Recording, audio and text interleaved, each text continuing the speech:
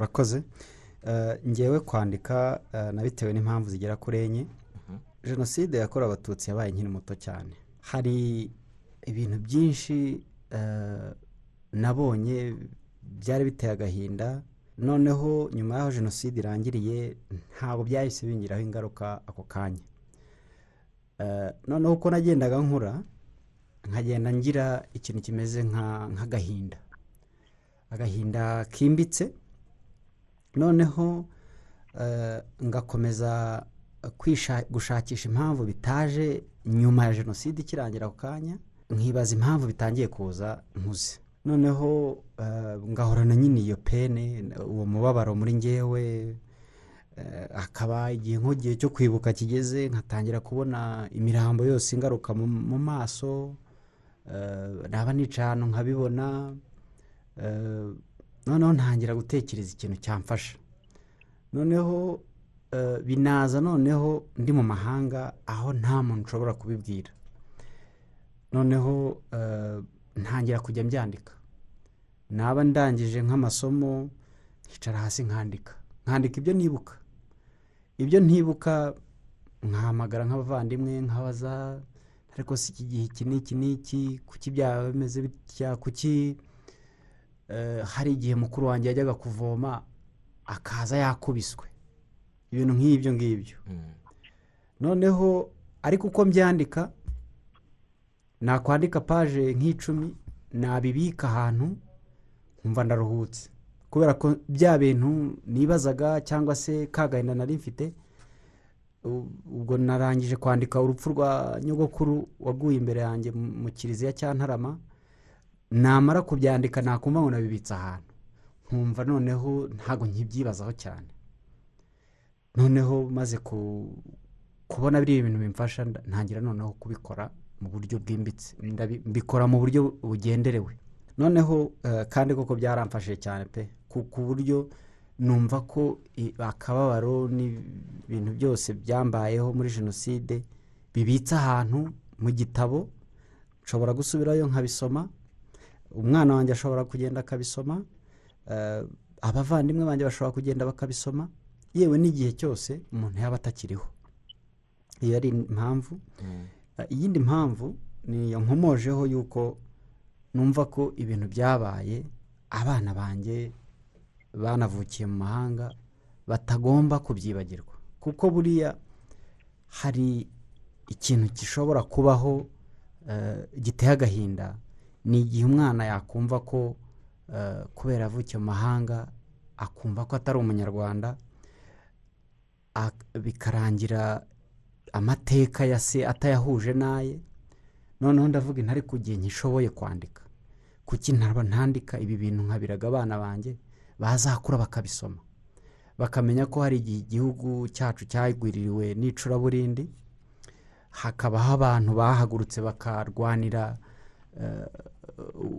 kurokora abantu, bakahasiga ubuzima bashaka kugira ngo babohore u Rwanda, batanga u Rwanda buri muntu wese yibonamo yishimiye. Ni umurage rero w'abana banjye, ariko nanone nshaka kugira ngo n'abarumuna banjye, ari abo tuvukana, ari barumuna banjye muri rusange, abanyarwanda muri rusange, abandi inyuma bangwa mu ntege, nabo bamenye ibyabaye mu Rwanda. Hariho abakuze, hariho abavutse muri Jenoside hagati, hari abari munsi yanjye muri Jenoside. Abo bose bamenye ukuri kw'ibyabaye, nabo nibinashoboka bahereho bandika, kuko ashobora kutandika kuri Jenoside yakorewe Abatutsi, ariko akandika ku buzima bwari buriho nyuma ya Jenoside yakorewe Abatutsi, akandika ku bushakashatsi yakoze mu gihe cya Jenoside, wenda akanabisanisha na nyuma ya Jenoside. Ikindi rero nanone navuga nuko nanjye n'uburyo nakoresheje bwo kwiga kugira ngo nkomeze menye, ese n'ubu ngubu ndacyashakisha, kuko hari ibyo menye ubu ngubu numva nzanongera mu gitabo cyangwa se nkanandika ikindi. Niyo mpamvu umuntu agize amahirwe akahurira n'abantu mama Yolanda hano mu kiganiro nk'iki hari ibintu umenya we kubera ko yari igiye hejuru mu gihe cya Jenoside twebwe tutari tuzi twabonaga ari twabonaga biduca mu maso urebye rero muri rusange ni ibyo by'ingenzi byatumye nandika kandi rwose tujye ku cyawe my day to die running for my life twigeze kukiganiraho hano mu bihe byashize ariko hari abakeneye kumva nawe igikubiyemo mu by'ukuri n'iki washyize muri iki gitabo unavuga ko kucyandika byanagufashije ubwabyo byakubereye umuti. Wakoze Jenoside nk'uko ubizi yabaye ndi hariya mu murenge wa Ntarama ubwo yahoze ari segiteri Ntarama. Jenoside ya hariya rero yari ikoze mu buryo bwimbitse. Ni Jenoside bari barateguye kuko n'abantu babo batangiye kwicwa uruhongohongo guhera muri za 90 na mbere yaho gato birakomeza rero bigeza muri 94. Noneho mu gitabo ibintu nibanze ku bintu nsa n'uwibuka nubwo nari umwana ku bintu nabashije kubona nkibazaho nyuma nkabibonera ibisubizo. Ndavuga ubwo nka za mitingi zateguraga iyo Jenoside yakorewe Abatutsi, uburyo nabaga nagiye kuvoma, najya kuvoma tugasanga aho twavomaga nyine hari imbere y'iyo segiteri ya Ntarama ari wo murenge ubu, tugasanga za mitingi z'interahamwe, ugasanga nk'umupolisi aragushihoye akaba yanagukubita n'ikibati cy'imbunda. Ibyo byari ibintu ntabaga nzi. Noneho mu biruhuko bakuru banjye bigaga muri za interina baza bakavuga uburyo bafatwa nabi ku mashuri. Ibyo ni ibintu iri umwana ntabwo ubasha kubikurura byose ngo umenye ngo ikibyishe inyuma ni iki. Njye rero njya kwandika igitabo nashaka ibyo bintu kubera ko namenye noneho impamvu ryari itegurwa rya Jenoside ryari ririmo riratekorwa, ko bimenye none reka mbivuge ngerageze kubihuza. Noneho ikindi mvuga mu gitabo mvuga nyine urupfu rwa nyogokuru. Nyogokuru Jenoside yabaye mbana na nyogokuru ubyara papa, ni nawe wampaye urukundo, niwe twabanye igihe kinini cyane. Noneho rero nza kugira ibyago by'uko yapfuye apfira amaso yanjye, atewe grenade turi mu rusengero. Ubwo interahamwe zaraje, wenda nsubiye inyuma kugira ngo nkugeze uburyo yakubiswe grenade. Interahamwe zaraje, ubwo twari tumaze iminsi tujya muri kiliziya Ntarama kuko ari ahantu twizeraga ko ariho hantu byibuze umuntu yatinya ntabe yakwica umuntu kuko ari mu nzu y'Imana muri kiliziya. Tukajyayo, ariko ubwo nyine twajyagayo hakurya imisozi irimo irashya, aho bita za Kayenzi amazu yabaga arimo arashya, za Nyamabuye amazu yabaga arimo arashya, umusozi wa Kibungo amazu yabaga arimo arashya ku bantu bahazi. Noneho kiliziya Ntarama igasa nk'iri muri hagati. Tukabyuka rero mu gitondo karekare, buri muntu wese agashaka kugira ngo, ubwo urumva nka nyogokuru yabaga arimo arashyashyana kugira ngo kakuzukuru ke ariko nge abashe kugira ikintu afata, agashyashyana mu gitondo karekare saa 11, saa 12 tukaba twinjiye mu muhanda twerekeza ku kiliziya cya Ntarama. Kuko ubwo interahamwe zabaga zaraye zishe umunsi wabanjirije, zikica hirya no hino, ninjoro zikarara zikora umunsi mukuru. Ubwo zabaga zirya inyama, bagabagabana ibyo basahuye, ku buryo ninjoro byaduhaga agahengemo gato ko kugira ngo byibuza mu gitondo nuzinduka karekare ugira ikintu ugenda ujyanye, waca ku ibere igitoki ukayiryana, waca ku kijumba mu murima ukakijyana, ubwo twese tugahurira ku kiliziya, tukagenda rero tukicaramo, abasaza cyangwa se abasaza, abasore b'ingimbi, abagabo bafite imbaraga, abasore n'inkumi bakagerageza kwirwanaho, ariko twebwe abadafite intege nyinshi tukicara mu kiliziya. Twabikoze iminsi igera nko muri 5, ariko noneho tuza kurushwa imbaraga. Ubwo bari bamaze abantu bari mu nzira, abo bagiye bavumbura n'imbwa bakabica, bamaze abasigaye mu mazu, basaza n'abakecuru batabashije guhunga. Noneho ubwo ku kiliziya rero bahageze, bahazana imbaraga zose bakuye hirya no hino, za ntambwe zavaga imisozi yose zitangira noneho kuza ku kiliziya.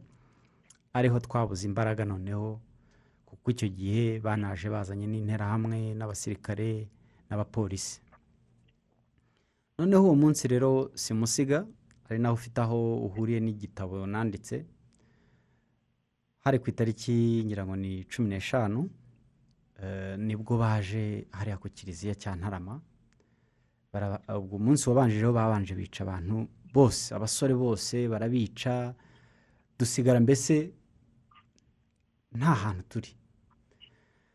Baraza rero kuri 15 binjira mu kiliziya z'ukwezi kwa 4, binjira mu kiliziya. Bamaze kwinjira mu kiliziya, ubwo mu kiliziya ni ntoya, ariko nkubwije ukuri ko harimo abantu benshi cyane, ku buryo kugira ngo ubone n'ahantu ushyira akaguru kawe byabaga bigoye.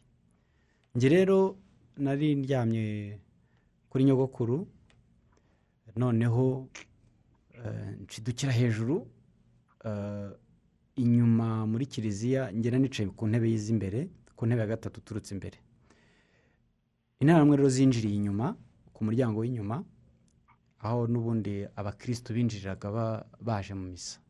Ngera nicaye imbere aho padiri yinjiriraga aje gusoma misa. Noneho nshidukira hejuru, nshidukiye hejuru rero, nshiduka numva inyuma abana bavuza induru, ubwo bari batangiye kubatemagura inyuma handi binjirira. Noneho interahamwe zimwe zinjiyemo zirimo ziratema, noneho abasirikare n'abapolisi bazengurutse inyuma, barimo bararasa buri kantu kose gasohoka. Umuntu wese ugerageje gusohoka bakarasa, bagatera amagrenade. Noneho kuko bashaka kugira ngo abo bantu bari mu kiliziya hagati babice vuba vuba batabacika, byabaye ngombwa ko bapfumura ibikuta bya ruguru n'amagrenade. Bamaze rero guturitsa ibikuta bya ruguru n'amagrenade, ubwo muri cya gihiriri mbyukiye hejuru na nyogokuru ati reka tujye kuri aritari dusange abandi bantu bari bavuga ishapure banaririmba. Ubwo urumva nyine mu bitekerezo by'umuntu wari usanzwe usenga, ni ukuvuga ngo ni byibuza ningwa kuri aritari hari ikirengaho. Niyo myumvire y'uburyo abantu babaga ari abakristo baracengewe. Noneho n'ahantu hatagatifu turagiye, ubwo nkurikiye nyogokuru, ndimo ndashaka kugenda ngo atansiga. Aragenda ageze imbere yanjye ho gatoya nka metero nk'ebyiri, grenade iturutse ruguru mu idirishya iraza iramukubita. Maze kumukubita rero, ubwo urabyumva arashwanyutse, amaraso ahita yuzura mu mutwe, mu maso, imyenda yanjye yose impinduka amaraso.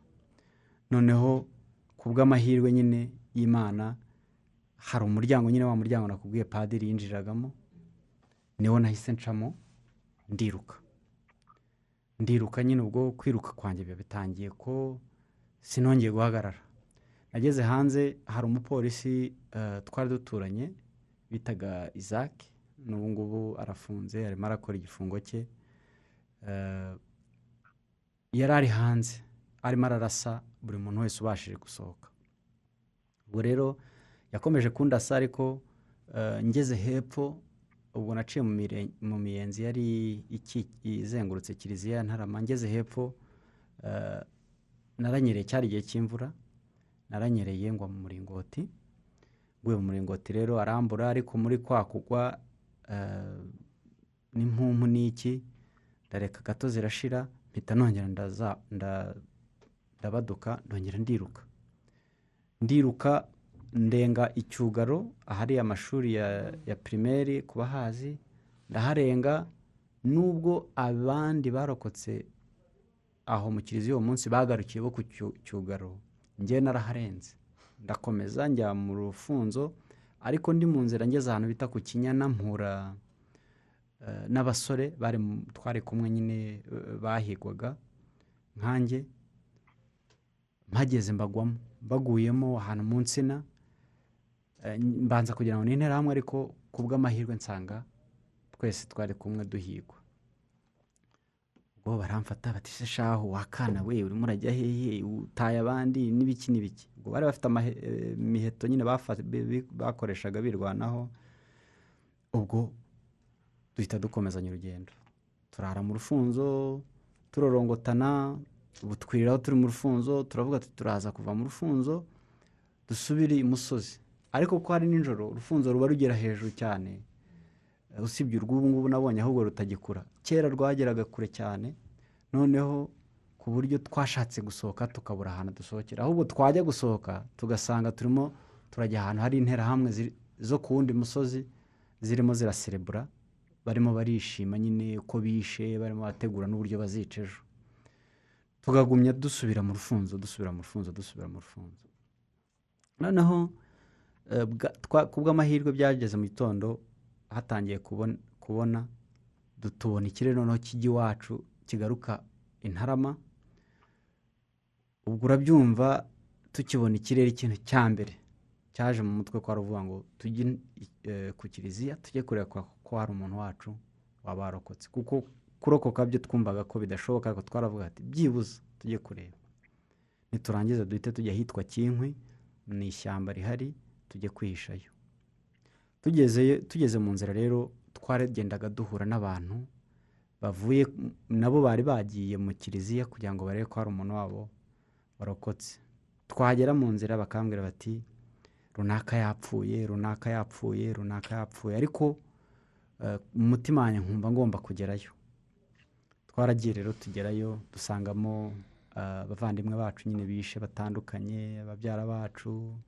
ba onkere bacu abaturanyi bose ariko muri urwo rugendo rwo mu kiliziya hari nabo twabashije kujya dukurura munsi y'imirambo nk'utuntu twana twari tukiri duto abantu bakuru babaga bagwiriye bapfuye ariko ko kagasigara kagihumeka twabakuyemo tugaruka icyugaro nyine sinakure n'ahantu harimo nk'ikilometero kimwe tugaruka icyugaro bambonye abantu barimo mukuru wanjye nawe byarangiye bishe no mu gitabo ndamuvuga yitwa Gasimba Rudakemwa ambonye ati narinzi ko wapfanye na nyogokuru ati twari twatangiye rwose kwihanagura ubwo rero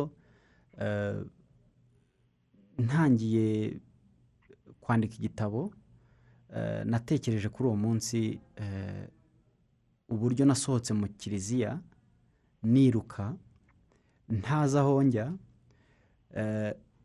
kubera ko no muri uko kwirukanka numvaga mu by'ukuri numvaga ko ndokotse iyo grenade cyangwa se izo nterahamwe zirimo zirica indani mu kiliziya ariko numvaga ko ngiye kugwa ahantu hafi aho ngaho ku gasozi kuko jenoside nk'uko nanayisobanura mu gitabo Jenoside yakorewe Abatutsi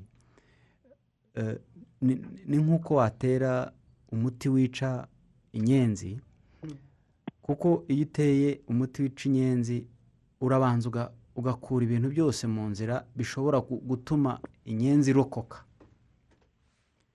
ni urugero kugira ngo nutere umuti wa muti uzagera ahantu hose icyo gihe rero ubugome n'interahamwe zari ku misozi yose numvaga ko ngiye gusohoka muri icyo kiliziya nkagenda nkajya kugwa ahandi hafi aho niyo mpamvu igitabo nacyise running my day to die running for my life numvaga ko mu kinyarwanda no kuvuga ngo ngenekereje no kuvuga ngo umunsi wanjye w'urupfu nirukanka kugira ngo ndokore ubuzima bwanjye numvaga ko ndokotse aho yego ngiye kwiruka ariko ndagwa ahantu runaka naho rero nakuye kwandika igitabo cyanjye nkagiha iyo titire iyo urebye kuri kava yacyo n'ubundi wishyiraho noneho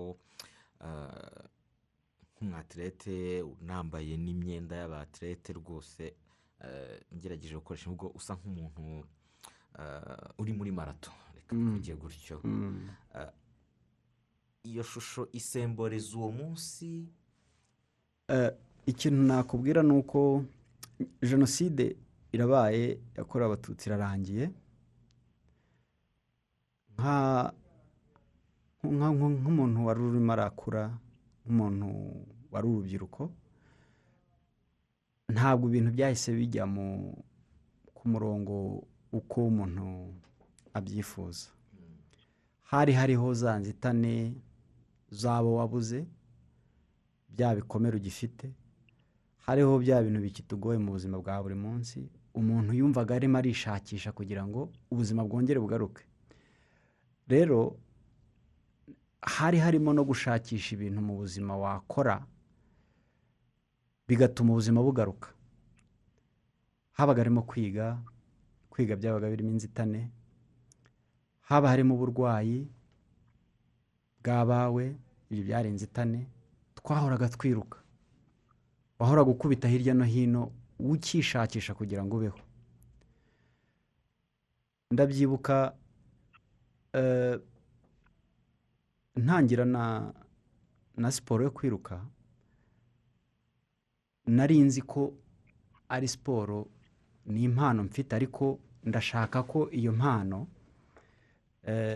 izamfasha kubona iterambere, kuko nari maze kubona ingero z'abantu birutse babona iterambere. Noneho ngewe ndokotse jenoside, muri izo nzira z'inzitane, umuntu ariza ararangije, agize impano yo kwiruka. Impano yo kwiruka igize ibintu imugezaho, noneho muri kwa kwiruka ibya bintu agezeho arahindukiye, agize icyo amara, abimarisha, ubwo biraza bikagira aho bihurira n'ibikorwa nkora mu buzima bwa buri munsi byo gufasha abana, ababyeyi. Noneho nkagerageza kubihuza. Hari igihe nirukankaga nzi ko uwo munsi ndi bupfe, hari uko gukomeza kwirukanka hirya no hino nyuma ya jenoside, umuntu ashaka kwiteza imbere, kwiga, kwita ku bawe, nabyo bitoroshye.